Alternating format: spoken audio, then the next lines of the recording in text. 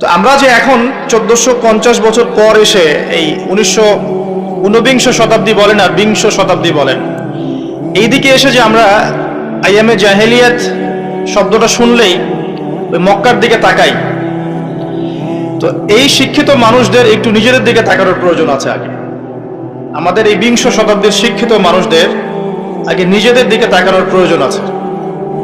যে শিরকের কারণে আপনি আবু জেহেলের যুগকে আইয়ামে জাহেলিয়াতের যুগ বলছেন, সেই শিরক এখন গ্লোবালাইজেশন হয়েছে, মানে সারা বিশ্বে ছড়িয়ে পড়েছে। আগে আবু জেহেলদের শিরক ছিল একটা নির্দিষ্ট অঞ্চলের মধ্যে, এখন সেই শিরকগুলো, শিরকের মহাপাপগুলো মুসলিম অমুসলিম, দেশে দেশে, জেলায় জেলায়, থানায় থানায়, ইউনিয়নে সব জায়গায় একদম অক্টোপাসের মতো ছড়িয়ে পড়েছে। ওই শিরক আপনার কাছেও আছে।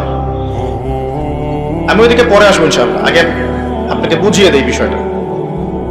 যে সুদের কারণে আপনি আইয়ামে জাহিলিয়াতকে অজ্ঞতার যুগ বলছেন, সেই সুদ এখন রন্ধ্রে রন্ধ্রে প্রবেশ করেছে। সুদ ছাড়া কোনো কান্ট্রি নাই এবং সুদ ছাড়া কোনো ব্যাংক নাই, এবং সুদ ছাড়া চলতে পারে এমন কোনো মুসলিমও এখন বেঁচে আছে কিনা আল্লাহ ভালো জানে।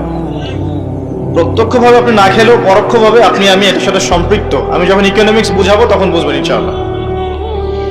সুদ আছে এবং এটা গ্লোবালাইজেশন হয়েছে, সারা বিশ্বে ছড়িয়ে পড়েছে। 3, যে মাদকের কারণে আপনি আইয়ামে জাহিলিয়াতকে অন্ধকারাচ্ছন্ন যুগ বলছেন, সেই মাদক এখন মুসলিমদের ঘরে ঘরে নাই। আর মাদক বলতে আমি কিন্তু জর্দাও বুঝিয়েছি, ঠিক আছে, সিগারেটও বুঝাচ্ছি, আর বড় বড় স্কেলে যেগুলো আছে এগুলো তো বোঝাচ্ছি। যে নারীর অবমাননার কারণে আপনি আইয়ামে জাহিলিয়াতকে জাহিলিয়াতের যুগ বলছেন, সেই নারীর অবমাননা এখন মুসলিম অমুসলিম সকলের ঘরে ঘরে প্রবেশ করেছে, করে নাই?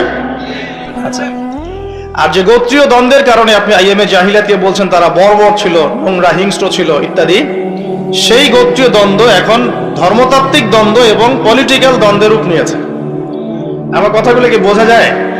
আচ্ছা, শিক্ষিত মানুষ যারা আছেন তারা হয়তো ইশারা বুঝতে পারবে নাকি, সবকিছু তার খোলামেলা বলা যায় না, বলা যায়? আচ্ছা, আর যারা সমাজদার তাদের জন্য ইশারাই যথেষ্ট। তো যে কথাটা বলছিলাম প্রিয় ভাইরা, যে মৌলিক কারণগুলোর কারণে আপনি আইয়ামে জাহিলিয়াতকে দেখে ছি করছেন, ছি কেমন যুগ ছিল, বর্বর, নোংরা, মধ্যযুগীয় ইত্যাদি, সেই প্রত্যেকটা পাপ বা প্রত্যেকটা জাহিলিয়াত বর্তমান বিশ্বে পুরো গ্লোবালাইজেশন, মানে বিশ্বের আনাচে কানাচে এগুলো ছড়িয়ে পড়েছে। একই জিনিস, যে শিরক আবু জেহেলরা করতো, সেম শিরক আমরাও করছি, করছেন না? আবু জেহেলরা হয়তো লাত, উজ্জা, মানাত এগুলোর পূজা করত, তাই নাকি? আচ্ছা, এখনকার মুসলিমরা কিসের পূজা করে? দেখবেন মৃত মানুষের পূজা করে, কবরে সেজদা করে, মাজার কেন্দ্রিক তাওয়াফ করছে। বলতে থাকলে অনেক বলা যাবে। মুসলিম হাতে বালা পড়ে আছে, খোলে না। কেন খোলে না? তার ধারণা, তার আকীদা যে এটা খুলে ফেললে অমঙ্গল হবে, সে তার রোগ আর ভালো হবে না, শিরক। মুসলিমের রাশি ফলে বিশ্বাস করে, পেপার খুলে দেখে যে তার রাশি কি, সিংহ রাশির এই হবে, কন্যা রাশির এই হবে ইত্যাদি। মুসলিমরা দেখবেন টিয়া পাখির মাধ্যমে ভাগ্য গণনা করছে রাস্তাঘাটে বসে বসে। অথচ নবীজি বলেছেন সাল্লাল্লাহু আলাইহি ওয়াসাল্লাম, কেউ যদি কোনো গণকের কাছে যায়, গিয়ে জাস্ট জিজ্ঞাসা করে যে আমার হাতটা একটু দেখে দেন, এটা বলার সাথে সাথেই তার 40 দিনের নামাজ কবুল হবে না। এবং ওই গণকের কথায় যদি সে বিশ্বাস করে, তাহলে সে যেন মুহাম্মদ সাল্লাল্লাহু আলাইহি ওয়াসাল্লামের উপর নাজিল হওয়া এই কোরআনের সাথে কুফরি করলো। সবচেয়ে ইন্টারেস্টিং ব্যাপার হচ্ছে যে আপনার ভাগ্য গণনা করছে, তার স্থান হয়েছে রাস্তার পাশে। সে যদি আপনারই ভাগ্য গণনা করতে পারত, তাহলে তার তো সংসদে থাকার কথা ছিল। এতটুকু কমন সেন্সও আমাদের নাই এখন। দেখবেন গ্রামে গঞ্জে এখন জাদুবিদ্যার চর্চা বাড়ছে, জাদুবিদ্যা, স্ট্রিট ম্যাজিক দেখানো হচ্ছে, কুফরি তন্ত্র করা, জিনকে তাবে করা হচ্ছে। জিনকে তাবে করা যায়, এটা একটা বিষয় জেনে রাখেন। জিন জাতিকে তো বিশ্বাস করেন নাকি? এখনকার মডার্ন শিক্ষিতরা জিনকে বিশ্বাস করে না, তারা রূহকে বিশ্বাস করে না, কবরের আযাবকে বিশ্বাস করে না, তারা আল্লাহকেও বিশ্বাস করে না। তারা বলে যে মহাবিশ্ব সৃষ্টি হয়েছে বিগ ব্যাং থেকে, আল্লাহ সৃষ্টি করেন নাই, নাউযুবিল্লাহ। এই হচ্ছে উচ্চ শিক্ষার অবস্থা এখন।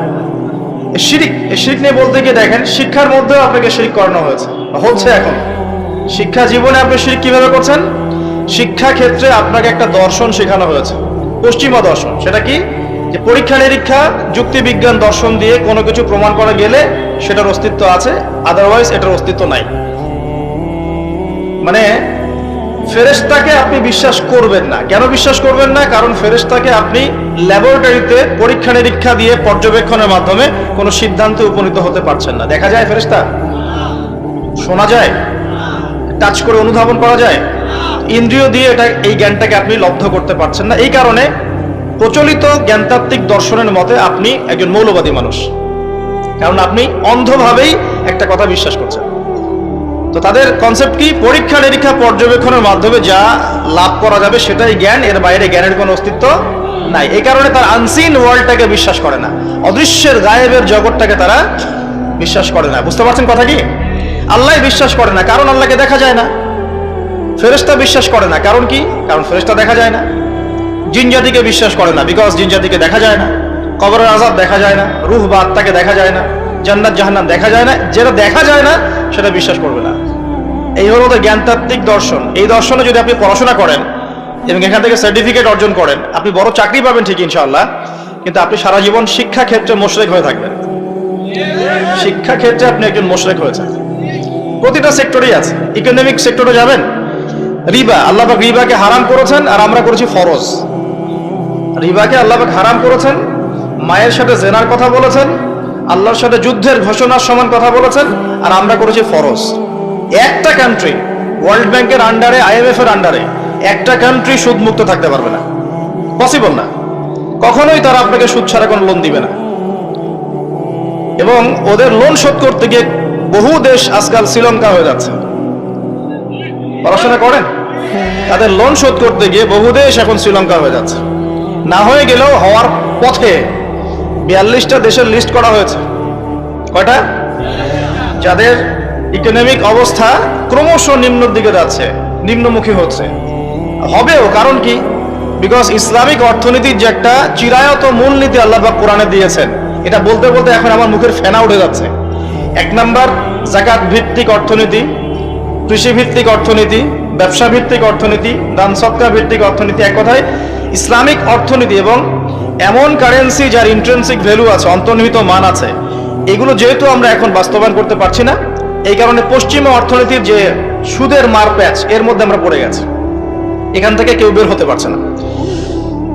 অথচ সুদ সম্পর্কে আল্লাহ রাব্বুল আলামিন সূরা বাকারার মধ্যে বলেছেন, 278 থেকে এই যে 81 পর্যন্ত পড়ে দেখেন, তোমরা সুদ ছেড়ে দাও, ওয়াইল্লাম তাফআলু, যদি তোমরা এটা না করো, সুদ না ছাড়ো, তাহলে ফাযানু বিহারবি মিনাল্লাহি ওয়া রাসূলি, আল্লাহ এবং তার রাসূলের সাথে যুদ্ধের ঘোষণা শুনে রাখো। তো যুদ্ধ আমরা করছি আল্লাহ এবং তার রাসূলের বিরুদ্ধে। তো আল্লাহ এবং তার রাসূলের বিরুদ্ধে যুদ্ধ করে কেউ কি সফল হবে? এই কারণেই আল্লাহ পাকের হারামটাকে যে আমরা হালাল করে নিয়েছি, এটাও এক প্রকার শিরক। এটা কি? এটাও শিরক। আল্লাহ পাক দিয়েছেন দিনার, দিরহাম, মার্কেটে আপনি খুঁজে পাবেন না, এটা হারাম করে দেওয়া হয়েছে। পশ্চিমারা বলেছে এটা ব্যান, চলবে না। কি চলবে? ডলার। ডলার চলবে। ডলার হচ্ছে হার্ড কারেন্সি, বাকি সব সফট কারেন্সি। মানে আপনাকে যত কারেন্সি আছে এগুলোকে ডলারে কনভার্ট করে আন্তর্জাতিক বাজারে আপনার কেনা বেচা করতে হবে। আপনি আপনার টাকা দিয়ে করতে পারবেন না। ওটা হার্ড, শক্ত কারেন্সি, আপনারটা সফট, নরম। মানে ওদেরটাতে সোনা লাগানো আছে মনে হয়, আর আমাদেরটাতে সোনা নাই। কি বুঝলেন? তো এটা যে সারা ওয়ার্ল্ডকে রুল করছে বিকজ অফ এই ডলার। এর সাথে আবার আছে পেট্রোলিয়াম, মানে ব্ল্যাক গোল্ড, ব্ল্যাক অয়েল। যে আপনি তেল কিনতে চান, মধ্যপ্রাচ্যে যান, গিয়ে যে মধ্যপ্রাচ্যে যে কান্ট্রিগুলো আছে, গলফ কান্ট্রি, এগুলোকে গিয়ে বলেন যে আমি তেল কিনতে চাই, এই যে আমার ব্রিফ কেসে 1 কোটি টাকা আছে, বাংলাদেশি টাকা বা পাকিস্তানি রুপি, ঠিক আছে, বা টার্কিশ লিরা, এটা দিয়ে আমি তেল কিনতে চাই, আমাকে তেল দিন। গলফ কান্ট্রির কোনো নেতা আপনাকে তেল দিবে না। কেন দিবে না? যতক্ষণ পর্যন্ত না আপনি আপনার কারেন্সিটাকে ডলারে কনভার্ট করছেন, ততক্ষণ পর্যন্ত আপনাকে তারা তেল দিবে না। এই ডলার আর অয়েল, ডলার এবং তেল, এই যে মিলবন্ধন স্বামী স্ত্রীর মতো, এটার নাম হচ্ছে পেট্রো ডলার। কি নাম? Petro dollar. এর কারণে আপনি স্বতন্ত্র স্বাধীনভাবে এখন তেল কিনতে পারছেন। ইভেন সোনা দিয়েও তেল কিনতে পারছেন না, আপনি বাধা দিচ্ছে। গোল্ড দিব, আমাকে তেল দাও, সম্ভব না, বাধা দিচ্ছে। এই যে সারা ওয়ার্ল্ডকে রুল করা, আমি একটা ভালো একটা জায়গায় যাবো লেকচারে ইনশাল্লাহ, সবর করেন। সারা বিশ্বটাকে যে শাসন করা, আপনি সারা বিশ্বকে শাসন করতে চান, আপনাকে সারা বিশ্বের অর্থনীতি শাসন করতে হবে, করতে হবে না? কথা কি বুঝতে পারেন? যখন আমরা বিশ্বটাকে শাসন করেছি, আর দীর্ঘদিন আমরা বিশ্ব শাসন করেছি, হাজার বছরের বেশি, প্রায় 1200-1300 বছর আমরা কি করেছি? এই ওয়ার্ল্ডটা শাসন করেছি। এই প্রথম বিশ্বযুদ্ধের আগ পর্যন্ত আমাদের শাসন ছিল বিশ্বে, ছিল না? ছিল। তো আমরা যে শাসন করেছিলাম তখন সারা বিশ্বের অর্থনীতিকে আমরা নিয়ন্ত্রণ করেছিলাম না? সারা বিশ্বের অর্থনীতিকে নিয়ন্ত্রণ করতে না পারলে সে বিশ্বের রুলিং স্টেট হতে পারবে না। আর এই কারেন্সিগুলোর মধ্য দিয়ে তারা সারা বিশ্বের রুলিং স্টেট হয়েছে, বিকজ এই কারেন্সিগুলোর মধ্য দিয়ে তারা অন্য কারেন্সিগুলোকে ডমিনেট করছে। তো এখানে দেখুন, আল্লাহ পাকের হালালকে আমরা হারাম করে ফেলেছি। কিন্তু মদ কি হালাল না হারাম? আমরা হালাল করি নাই, করেছি।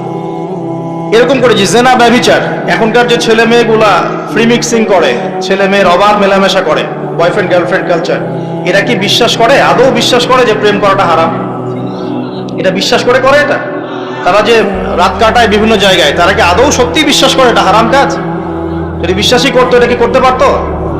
এই দেখেন, আল্লাহ পাকের হারামকে হালাল করে নিয়েছে। আবার ধরেন আল্লাহ পাক হালাল করেছেন পর্দা, তো আপনি এখন পর্দা করতে গেলে কিছু মানুষ বলছে যে এ তো পিছিয়ে গেছে, এ তো মৌলবাদী হয়ে গেছে, এই মেয়ে তো এগুলো পোশাক এখন চলে না, এগুলো তো আগে চলতো, এখন চলে না, এখন তো এগিয়ে যাওয়ার যুগ, বরং কাপড় খোলার যুগ এখন, তাই নয় কি? এখন তো মানুষ কাপড় খুলে ঘুরে বেড়াচ্ছে না, এবং কাপড় খোলার জন্য বিভিন্ন বিশ্ববিদ্যালয়ের সামনে দাঁড়িয়ে আন্দোলন করছে না? এই যে কাপড় খোলার আল্লাহ পাক হালাল করেছেন পর্দা, আপনি ওটাকে হারাম করে কাপড় খোলার দিকে মানুষকে আহ্বান করছেন। এই যে হালালকে হারাম করছেন, দুইটা বিষয় বোঝেন। আপনি মদ খাচ্ছেন, জেনে খাচ্ছেন যেটা হারাম, বুঝতে পারছেন কথা? আপনি মদ খেয়েছেন কিন্তু জানেন যে মদ খাওয়াটা হারাম, এটার জন্য শাস্তি আছে, আমাকে তওবা করতে হবে। আর এক ব্যক্তি মদ খেয়েছে, সে বিশ্বাসই করে না যে মদ খাওয়া হারাম। দুজন ব্যক্তি কি সমান? একজন হয়তো ফাসেক বা জালেম হতে পারে, আরেকজন কিন্তু কুফরি করেছে। একজন ফাসেকি বা জুলুম করেছে নিজের নফসের উপরে, তওবার দরজা তো খোলা আছে। আরেকজন কিন্তু কুফরি করছে, সে আল্লাহ পাকের হালালকে হারাম করে নিচ্ছে, হারামকে হালাল করে দিচ্ছে। এখনকার ওয়ার্ল্ড এটার উপর চলছে। আল্লাহ পাকের যত হালাল আমরা আস্তে আস্তে সব হারাম করে ফেলছি, আর হারামগুলোকে আমরা হালাল করে ফেলছি। দেখুন, এটাও একটা শিরক। তো আইয়ামে জাহিলিয়াতের শিরকের কথা বলছি, এই শিরক আপনাদের ঘরে ঘরে, আমাদের ঘরে ঘরে আছে। 500 থেকে 600 কোটি, 500 থেকে 600 কোটি মানুষ বলছে যে আল্লাহ পাকের নাউযুবিল্লাহ সন্তান আছে। এখন আপনি বলেন যে আমরা একটা কথা বলি যে বেশিরভাগ মানুষ যা বলবে সেটাই সত্য, তাই না? Majority should be granted. আমাদের সমাজে একটা কথা প্রচলিত আছে না, যে 10 জনে যেটা বলে সেটাই ঠিক, তারপরে বেশিরভাগ মানুষের রায় যেখানে, সেটাই হবে সত্য মিথ্যার চূড়ান্ত মানদণ্ড। আমাদের একটা কনসেপ্ট আছে না, এটাই তো ডেমোক্রেসি, প্রচলিত ডেমোক্রেসি তো এটাই। তো এখানে দেখেন, এই যে বেশিরভাগ মানুষ যে বলছে আল্লাহর সন্তান আছে, এখন আপনি কি করবেন? ওটা গ্রহণ করবেন? সব জায়গায় সবকিছু চলে?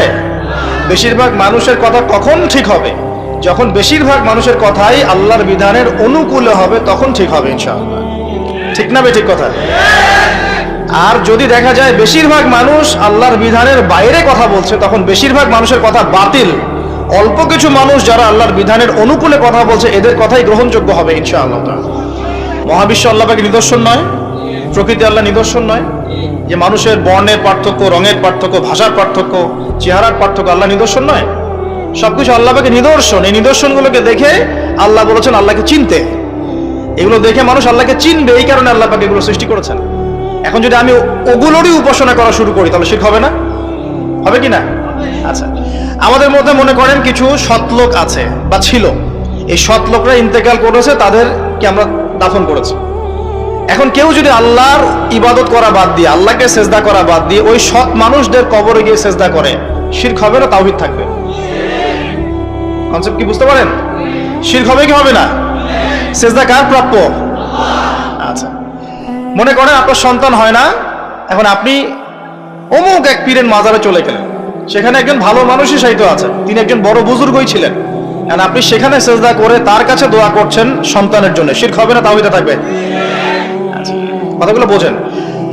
আপনাকে আল্লাহ পাক বলেছেন আল্লাহর নামে কসম করতে, কিন্তু আপনি কসম করছেন মায়ের নামে, বাবার নামে, আগুনের নামে, ঠিক আছে, অগ্নির শপথ, বজ্র শপথ, পাথরের নামে, প্রকৃতির নামে শপথ করছেন, শিরক হবে না তাওহীদ থাকবে? শিরক হবে।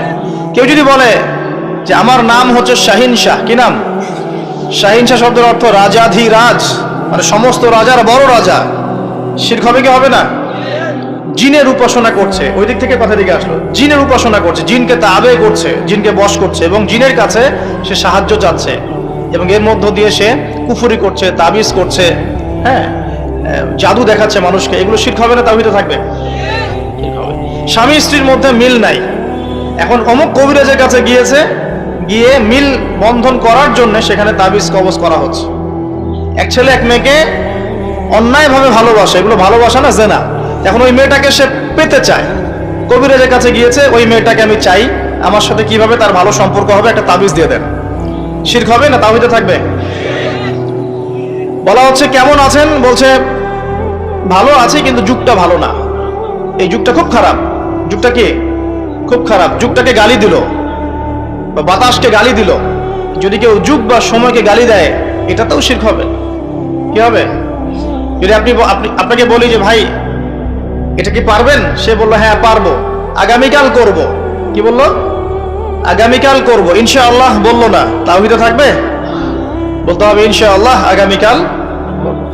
অনেক বিষয় আছে, এগুলো বলতে গেলে সারা রাত চলে যাবে। এক কথায় আমি শর্ট করে বুঝে আপনাকে যে আকীদা, বিশ্বাসের মধ্যে মানুষ শিরক করছে। এখন যে কেউ বিশ্বাস করছে আল্লাহ বলতে কেউ নাই, বিগ ব্যাং দিয়ে মহাবিশ্ব সৃষ্টি হয়েছে। কেউ বলছে আল্লাহ আছেন, আরো ইলাহ আছে, আল্লাহ আছেন, আরো ইলাহ আছে, শিরক হয়ে যাবে। কেউ বলছে যে আল্লাহ পর্যন্ত পৌঁছাতে আমার মাধ্যম লাগবে। মাধ্যম হচ্ছে মৃত মানুষেরা, যারা বড় বড় সৎ মানুষ ছিলেন, পীর বুজুর্গ ছিলেন, যারা মারা গেছেন, তাদের ইবাদতের মধ্য দিয়ে, তাদের কাছে সেজদা করার মধ্য দিয়ে আমি আল্লাহর পর্যন্ত পৌঁছে যাব। শিরক হবে না? আল্লাহ আল্লাহকে সেজদা করতে বলেছেন, আমরা যদি আল্লাহকে সেজদা না করে অন্য কাউকে সেজদা করি কি হবে? আল্লাহ পাক বলেছেন মুখলিসিন ইলাহুদ্দিন, ইখলাসের সাথে আল্লাহর সন্তুষ্টি অর্জনের জন্য নামাজ পড়তে, কুরবানি করতে। আপনি নামাজে দাঁড়িয়েছেন, লোকজন আপনাকে দেখছে, লোকজন যে আপনাকে দেখছে তাদের দৃষ্টিতে ভালো হওয়ার জন্য আপনি নামাজটাকে সুন্দর করে পড়ছেন, ধীর স্থির ভাবে। শিরক হবে কি হবে না? শিরক হবে। তো এই যে বিশ্বাসের মধ্যে অনেক শিরক হয়, আবার কর্মগত শিরক হয়ে যায়, কাজ করতে গিয়ে মানুষ শিরক করে ফেলে, আবার কথায় মানুষ শিরক করে। আমি বুঝাতে যাচ্ছি শুধু ধর্মতাত্ত্বিক ক্ষেত্রেই শিরক সীমাবদ্ধ তা নয়, এটা আপনার পড়াশোনার মধ্যেও ঢুকেছে, আপনার অর্থনীতিতে ঢুকেছে, আপনার সংস্কৃতির মধ্যেও শিরক ঢুকেছে, এবং পলিটিক্সের মধ্যে শিরক তো অনেক আগে থেকেই ছিল। এই সব কিছু মিলিয়ে এখনকার বিশ্বের শিরকটাকে গ্লোবালাইজেশন করা হয়েছে, মানে সারা বিশ্বে ছড়িয়ে দেওয়া হয়েছে। এখন শিরকের যে স্কেল, আবু জাহেল আবু লাহাবদের যে শিরকের স্কেল ছিল, সেটা যদি এতটুকু হয়, এখনকার শিরকের স্কেল এত বড়। এখন বলেন কে জাহিলিয়াতের মধ্যে আছে? ওরাই কি শুধু আইয়ামে জাহিলিয়াতে ছিল না আমরাও আছি? আছি। ওদের প্রবলেম ছিল রিবা। এখন এই রিবা বা সুদ সারা বিশ্বে ছড়িয়ে পড়েছে কি পড়ে নাই? সুদ খান না আপনি? খান, না হলে দেন, না হলে সাক্ষী থাকেন, না হলে লিখে রাখেন, কিছু একটা তো করেন। এই যে নবী সাল্লাল্লাহু আলাইহি ওয়াসাল্লাম বলেছেন আলামাতুস সাআ, কিয়ামতের অন্যতম একটা নিদর্শন হচ্ছে ওয়া আন তারাল হুফাতাল উরাতাল আলাতা রিয়াশাই ইয়াতাতাওয়ালুনা ফিল বুনিয়ান। কিয়ামতের অন্যতম নিদর্শন হচ্ছে সমাজের সবচেয়ে নিম্ন শ্রেণীর মানুষ, রাখাল শ্রেণীর মানুষ, রাখাল রাখাল, পায়ে স্যান্ডেল নাই, গায়ে জামা নাই, এইরকম শ্রেণীর মানুষ উঁচু উঁচু বিল্ডিং নির্মাণের প্রতিযোগিতা করবে। কি করবে? প্রতিযোগিতা করবে। দেখেন একটু বুঝাই, ওই সময় কিন্তু রোমানদের বিল্ডিং ছিল, পারস্যের বিল্ডিং ছিল, চাইনিজ সভ্যতা ছিল, অনেক সভ্যতা তখনও ছিল। নবীজি বলেন নাই যে ধনীরা প্রতিযোগিতা করবে, নবীজি বলছেন গরিব রাখাল শ্রেণীর মানুষরা বিল্ডিং নির্মাণের প্রতিযোগিতা যখন করবে তখন কিয়ামত হবে। এটা কিয়ামতের সাইন, নিদর্শন। আমাকে উত্তর দেন, কিভাবে একজন গরিব মানুষ যার স্যান্ডেল কেনার টাকা নাই সে কিভাবে উঁচু বিল্ডিং করতে পারে? How is this possible? কিভাবে সম্ভব? দুইটা ওয়ে আছে, এক রিবা, যান লোন নেন বিল্ডিং করেন, ব্যাস। আর কি? করাপশন, অন্যের সম্পদ আত্মসাৎ করেন, আপনি এটা করতে পারবেন। আমানতের খেয়ানত করেন, সত্যকে মিথ্যা বানান, মিথ্যাকে সত্য বানান, সুদ খান, ঘুষ খান, দুর্নীতি করেন, আপনি এটা করতে পারবেন। তো দেখুন, তাহলে এটা সারা ওয়ার্ল্ডে ছড়িয়ে পড়েছে কি পড়ে নাই? আমরা সবাই কম বেশি রিবার সাথে সম্পৃক্ত আছি। এবং মাদকের কথা বলেছি, সারা বিশ্বে ছড়ায় নাই। আমাদের ইয়াং জেনারেশনের দিকে তাকিয়ে দেখেন, আমাদের ইয়াং জেনারেশনের দিকে তাকিয়ে দেখেন, তারা কি মাদকের সাথে সম্পৃক্ত নন? সিগারেট খায় না এমন যুবক কয়জন আছে এখানে? মাশাআল্লাহ, ঠিক আছে। আপনারা আল্লাহ পাক কবুল করুন, আমিন। ইসলামপন্থীদের দ্বারাই কিছুটা সম্ভব, ইসলামপন্থীদের দ্বারাই সম্ভব আসলে মাদক থেকে দূরে থাকা। অন্যদের দ্বারা কি সম্ভব? প্রত্যেকটা ইউনিভার্সিটিতে যান, আমরা পড়াশোনা করেছি না, ছেলে মেয়ে একসাথে বসে স্মোক করছে, করছে না? করছে। মানুষ স্মোক করাটা তো এখন ফ্যাশন, এখন তো মানুষ গাঁজা, ইয়াবা, ফেন্সিডিল, হেরোইন এই পর্যন্ত চলে গেছে, যায় নাই? এবং মাদকের যে ভয়াবহতা, আমাদের মাদক দ্রব্য নিয়ন্ত্রণ অধিদপ্তরকে জিজ্ঞাসা করলে বুঝবেন যে কি পরিমাণ মাদক বাংলাদেশে চলছে এখন। তো এই জাহেলিয়াত এখন নাই ভাই? আচ্ছা, তারপরে নারীর যে অবমাননার কথা বলেছিলাম, এটা নাই? মেয়েদের কোনো সম্মান আছে এখন? মেয়েদের ইজ্জত সম্মানের কোনো দাম আছে এখন? এই যে পর্ন ইন্ডাস্ট্রি বলে একটা কথা আছে, পর্ন ইন্ডাস্ট্রি, সারা ওয়ার্ল্ডে যে পর্নের একটা ইন্ডাস্ট্রি চলছে, এখানে মেয়েদেরকে পণ্য বানানো হয়নি? যখন একটা মেয়ের ইজ্জতকে বিক্রি করে দেওয়া হয়, মুসলিমরা তার বিপক্ষে কথা বলে, তখন কিছু নারীবাদীরা মুসলিমদের বিপক্ষে দাঁড়িয়ে যায়। কিন্তু ওই নারীবাদীরা তখন দাঁড়ায় না যখন এই মেয়েদেরকে পতিতলায় যেতে হচ্ছে, দাঁড়ায়? দাঁড়ায় না। বরং যখন তারা পতিতলা থেকে ফেরত আসছে, তখন স্লোগান দিচ্ছে যে আমার দেহ আমার সিদ্ধান্ত, আপনি কথা বলার কে? নাউজুবিল্লাহ। তো দেখুন মেয়েদের কোন জায়গায় নিয়ে আসছে এখন আমরা। একটা বাচ্চা মেয়েকে এখন সেফ মনে করা হচ্ছে না, একটা বাচ্চা মেয়েও এখন ধর্ষণ থেকে রেহাই পাচ্ছে না। এর জন্য শুধু কি মেয়েটা দায়ী? মেয়েটার এখানে কি দোষ আছে? দোষ কার? নিঃসন্দেহে আমাদের। এবং পর্নোগ্রাফির ফলে প্রত্যেকটা পুরুষকে জানোয়ার বানানো হচ্ছে।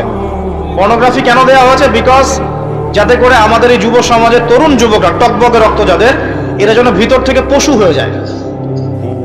আপনি স্বাভাবিক একটু বোঝেন, স্বাভাবিকভাবে বসে আছেন, কোরআন তেলাওয়াত করছেন, নর্মালি বসে আছেন, আপনি 5 ওয়াক্ত নামাজ পড়েন, জিকির আজকার করেন, কোরআন তেলাওয়াত করেন, এখন আপনি বসে বসে কোরআন চর্চা করছেন, হাদিস চর্চা করছেন, কিছু লিখছেন, লেকচার রেডি করছেন, গবেষণা করছেন। এই মানসিকতায় কি সম্ভব একটা মেয়েকে রেপ করা? বলেন, পসিবল? আপনি গোপনে এখন পর্ন দেখছেন, গোপনে, কেউ নাই, একা পর্ন দেখছেন, দেখতে আছেন, আপনি সিডিউসড হয়েছেন। কি হয়েছেন? আপনি এখন ভিতর থেকে এখন জানোয়ার। এখন আপনি আর হালাল হারাম মারাম গায়রা মারাম কিচ্ছু ভাবার সময় আপনার মাথায় এখন নাই, ঠিক আছে? এখন যদি কোনো মেয়ে মানে দেখা যায় স্বেচ্ছায় আপনার কাছে এসে জেনার অফার করে, সে স্বেচ্ছায় এসে জেনার অফার করলো, আপনি কি নিজেকে দমন করতে পারবেন? পারবেন না। আর যদি স্বেচ্ছায় নাও করে, একটা মেয়েকে কাছে পেয়ে গেছেন, ছোট মেয়ে, সে কিছুই বোঝে না, দেখবেন ওই মেয়েটাকে তখন সে রেপ করে রেখে দিয়েছে, হচ্ছে না? এই কারণে আমরা এখন আমাদের বাচ্চা মেয়েদেরকে নিয়ে খুব উদ্বিগ্ন থাকবো। এটা উদ্বিগ্নতার সময়। আপনার মেয়ে, আমার বোন, আমার মা, এগুলো সেফ নয়। একজন এমপি সাহেব তার স্ত্রীকে নিয়ে রাত্রেবেলা হেঁটে যাবে, সাহস করতে পারে না, এখন আমার হতে হবে আগে। তারপর যাই হোক, দেখুন কোরআন সুন্নাহ গবেষণা করেও মানুষ এগুলো কথা বলছে। তারপরে বলছে যে কবিরা গুনাহ যদি কেউ করে সে কাফের হয়ে যাবে। কি হবে? কবিরা গুনাহ করলেই কেউ কাফের হয়ে যায়। এরা আবার একটা উগ্রপন্থী দল। আসলে কি তাই? কবিরা গুনাহ কেউ যদি করে ফেলে, তার কি তওবার দরজা খোলা নাই? আচ্ছা। আবার একদল এসেছে মুতাজিলা, এটারা বলছে যে যুক্তি দিয়ে কোরআন সুন্নাহ যা বুঝবো তাই মানবো, যুক্তির বাইরে কিছু মানবো না। ঠিক আছে, এটা একটা দল। আপনি কি যুক্তির বাইরে মানবেন না? সবকিছু কি যুক্তি দিয়ে ব্যাখ্যা করতে পারবেন? ওই যে ইব্রাহিম আলাইহিস সালামের সন্তানকে যে কুরবানি করতে বলা হয়েছে কি? ইব্রাহিম আলাইহিস সালামের সন্তানকে কুরবানি করতে বলা হচ্ছে, এর পিছনে কি যুক্তি আছে বলেন? একটা বাচ্চাকে হত্যা করার পিছনে কি যুক্তি থাকতে পারে? বিজ্ঞান কি? দর্শন কি? তো এখানে বিজ্ঞান, দর্শন, যুক্তির কোনো সময় আছে? এখানে মূল বিষয় আল্লাহর আদেশ। যখন আল্লাহ পাকের আদেশ চলে আসবে, আত্মসমর্পণ করতে হবে, এর নাম ইসলাম। আত্মসমর্পণ নাই, ইসলাম নাই। অতএব যুক্তির আলোকে মানবো, যুক্তি না থাকলে মানবো না, এই কনসেপ্ট চলবে না। একটা বিষয় বোঝাতে গিয়ে এতদূর চলে আসলাম। দেখেন, কোরআন সুন্নাহ পড়বেন, বুঝবেন, আমল করবেন, সব ঠিক আছে, কিন্তু ওলামায়ে কেরামের সাথে, হক্কানি ওলামায়ে কেরামের সাথে সম্পর্ক রাখতে হবে। না রাখলে আপনি কোরআন সুন্নাহ পড়েও কিন্তু বিভ্রান্ত হতে পারে। আল্লাহ পাক হেফাজত করে নেবেন। এরপরে পরিবারের আদর্শ ঠিক করবেন। ওই যে এক কথা বারবার বলি, পরিবারে চাল ডাল থাক না থাক, আপনার ঈমান থাকতে হবে। পরিবারে খাবার থাক না থাক, পর্দা থাকতে হবে, তালিম থাকবে, কোরআনের মেহনত থাকবে, সন্তানদেরকে প্রতিপালন হবে ইসলামিক পদ্ধতিতে। আল্লাহ পাক তৌফিক দান করুন। রিজিকে যাবেন, রিজিকে কোনো হারাম রিজিকে যাওয়া যাবে না, হালাল রিজিকে থাকতে হবে। আল্লাহ পাক তৌফিক দান করুন, আমিন। এরপরে আপনি আপনার সাধ্য মতো দিনের দাওয়াতি কাজ করবেন, আমর বিল মারুফ নাহি আনিল মুনকারের কাজ করবেন। ইনশাআল্লাহ তাআলা সকলের ঐক্যবদ্ধ প্রচেষ্টায় ইসলাম বিজয়ী হবে ইনশাআল্লাহ। আমি শেষ করার আগে একটা আয়াত বলে সুখবর দিয়ে শেষ করি। আল্লাহ রাব্বুল আলামিন সূরা হামিম সেজদা, একটু বসেন প্লিজ, বিশৃঙ্খলা করেন না। হামিম সেজদার মধ্যে আল্লাহ রাব্বুল আলামিন বলছেন, ইন্নাল্লাযীনা ক্বালু রাব্বুনা আল্লাহ, নিশ্চয়ই যারা বলে যে আমাদের রব আল্লাহ। আমাদের রব কে? মানে আল্লাহর সাথে কাউকে শিরিক করে না, আল্লাহ তাওহীদে থাকে। প্রথমে শিরিক বুঝিয়েছি না? আল্লাহ তাওহীদে থাকে, একত্ববাদে থাকে, শিরকে যায় না। নিশ্চয়ই যারা আল্লাহ পাকের তাওহীদের উপর থাকে, যারা বলে রব্বুনা আল্লাহ, আমাদের রব কে? আল্লাহ, সুম্মা ইসতাকামু, এরপরে এই ঈমানের উপর, ইসলামের উপর দৃঢ় থাকে, নড়ে চড়ে যায় না, একদম সুদৃঢ় থাকে, ইস্তেকামা। তাদের কি হবে? তাতানাজ্জালু আলাইহিমুল মালায়েকা, আল্লাহর ফেরেশতারা তাদের কাছে চলে আসবেন ইনশাআল্লাহ, এসে বলবেন, তাতানাজ্জালু আলাইহিমুল মালায়েকা আল্লা তাখাফু ওয়া লা তাহজানু, তোমরা ভয় করো না, দুশ্চিন্তাগ্রস্ত হয়ো না। আল্লা তাখাফু ওয়া লা তাহজানু ওয়া আবশিরু বিল জান্নাহ, এবং তোমরা জান্নাতের সুসংবাদ গ্রহণ করো। সুবহানাল্লাহ। নাহনু আউলিয়াউকুম ফিল হায়াতিদ দুনিয়া, এই দুনিয়াতে আমরা তোমাদের বন্ধু, আউলিয়া। নাহনু আউলিয়াউকুম ফিল হায়াতিদ দুনিয়া ওয়া ফিল আখিরা, এবং পরকালেও আমরা তোমাদের বন্ধু। ওয়া লাকুম ফিহা মা তাশতাহি আনফুসুকুম ওয়া লাকুম ফিহা মা তাদউন, এবং সেই পরকালে, সেই জান্নাতে তোমরা যা চাচ্ছ সব পাবে ইনশাআল্লাহ, তোমাদের মন যা কল্পনা করে সেগুলো পাবে ইনশাআল্লাহ। নুজুলাম মিন গফুরির রহিম, এবং এটা আল্লাহ রাব্বুল আলামিন গফুর রহিমের পক্ষ থেকে একটা মেহমানদারি পুরস্কার, মহা পুরস্কার। কারা পাবে ভাই? যারা বলবে আমাদের রবকে, আল্লাহর তাওহীদে থাকবে, সমস্ত জাহিলিয়াত থেকে সম্পর্ক ছিন্ন করবে, ছিন্ন করে ইস্তেকামা, সুদৃঢ় থাকবে, ঈমানের উপর সুদৃঢ় থাকবে, 5 ওয়াক্ত নামাজ ছাড়বে না, রোজা ছাড়বে না, যাকাত ছাড়বে না, হজ করবে সামর্থ্য হলে হজ উমরা করবে, কালিমার উপর থাকবে, সুন্নতে থাকবে, তাওহীদে থাকবে। যারা হালাল খাবে, হারামে যাবে না, দিনকে এগিয়ে নেওয়ার জন্য জান মাল সময় শ্রম দিয়ে আল্লাহর পথে মুজাহাদা চালাবে, ইস্তেকামা, সুদৃঢ় থাকবে, টলে যাবে না। আল্লাহ পাক বলছেন তাদের জন্য জান্নাতের মেহমানদারি প্রস্তুত করা আছে ইনশাআল্লাহ। আমরা দোয়া করি আল্লাহ রাব্বুল আলামিন আমাদের সবাইকে ঈমান এবং ইসলামের উপর ইস্তেকামা, সুদৃঢ়তা দান করুন, আমিন।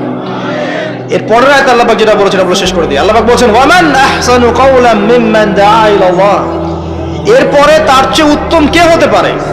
সেই ব্যক্তির চেয়ে উত্তম আর কে হতে পারে যে মানুষকে আল্লাহর দিকে ডাকে? কার দিকে ডাকে? আল্লাহর দিকে। ইস্তেকামা অর্জন হয়েছে, এখন আপনি দাওয়াতের কাজ করবেন, মানুষকে আল্লাহর দিকে ডাকবেন, এবং আমিলা সালিহান, নিজেও সৎ আমল করে, ওয়াকালা ইন্নানি মিনাল মুসলিমিন, এবং বলে যে আমি মুসলিমদের একজন, আত্মসমর্পণকারীদের একজন। আল্লাহ পাক আমাদের সবাইকে দ্বীনের দাওয়াতে কাজ করার তৌফিক